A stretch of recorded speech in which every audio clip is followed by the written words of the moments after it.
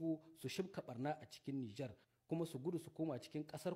ku tarbe su da hannu biyu ku ba su kariya ku ba su tsaro saboda dama tare kuke haka kuke ta aikatawa haka kuka tsara da ku da maƙiyanmu ƙasashen na duniya da suka gadi danniya da milkin kama karya da kuma wasu daga cikin 'yan Nijar mambobin gwamnatin da aka hambare a juyin milkin da ya gabata a ƙasar nan, in ji ministan. Minista Bakari ya Usangar ya ce ma wannan jakadiyar ta ƙasar Najeriya,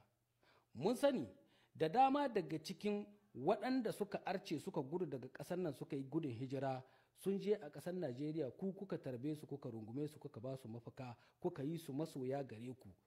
Al'ummar Nijar baki ɗaya kuka maida ta ita ce makiyarku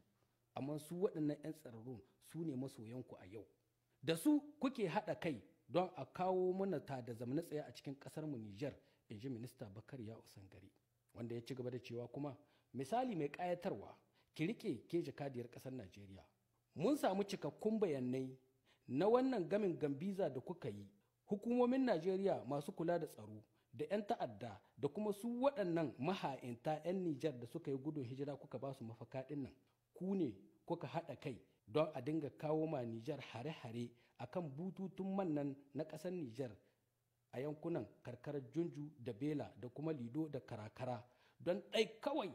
a haddasa babbar ɓarna wacce za ta jayo ma Nijar kariyar tattalin arzikinta domin a durƙusar da ƙasar a mirɗe mata wuya wai dole ta dawo a ƙarƙashin ƙangin turawan Faransa. Haka zalika ministan ya ce ma wannan jakadiyar, muna da labarin makircin da kuka shirya da ku da 'yan gudun hijirar nan da kuka ba mafaka. Mun sani cewa kun shirya babban maƙarƙashiya ta buɗe wutar yaƙi da hare-hare da dama don tarwatsa garuruwan Nijar da ke da iyaka da ƙasar tarayyar Najeriya. Minista ya ce mata, wannan ma ki riƙe da kyau shine babban dalilin da ya sa hukumomin ƙasar tarayyar Najeriya tun daga ƙololuwa har ƙasa suka yi shiru kamar sun ci shirwa, ba wanda ya ce uffin akan matsalar tsaro da ake fama da ita a iyakar ƙasarmu da kuma ƙasarku ta Najeriya. Me yasa suka yi shiru? Ministan ya tambaye ta ga ta tsuru-tsuru. Ya ce to in baki sani ba in gaya miki abin da yasa suka yi shiru saboda dama su suka shibka wannan ta'adin. Waɗannan matsalolin tsaron su suka haddasa su, suke biyan 'yan ta'addan, suke ci da su, suke horar da su, suke tura su su kai hari nan da can. Saboda haka ba su da buƙatar wannan matsalar ta ƙare. Amma a wani ɗaya ɓangare za ka ga sun fito a duniya fili suna nuna cewa ai tsakanin Najeriya da Nijar Disney lahiya launi, komi yana tafiya daidai, alhali ta ciki tana ciki, ta ƙasa tana ƙasa, saboda ai don tsabar minahiccin su ne su Najeriya suka tashi suka kulle yarjejeniya ta gina sansanoni na jibge dakarun ƙasar Faransa a cikin Najeriya a garin Gigani da kuma gidan Kwata. Waɗannan wurare guda biyu garuruwa ne da ke iyaka da ƙasar mu Nijar, in ji ministan. Saboda haka ministan ya ce kai Allah waddan minahiki a duk inda yake. Mu Nijar duniya ta shaida ta sani, mun sa kafa mun shure wannan gamin gambiza na Faransa da Najeriya, mun yi tir da Allah wadde da shi,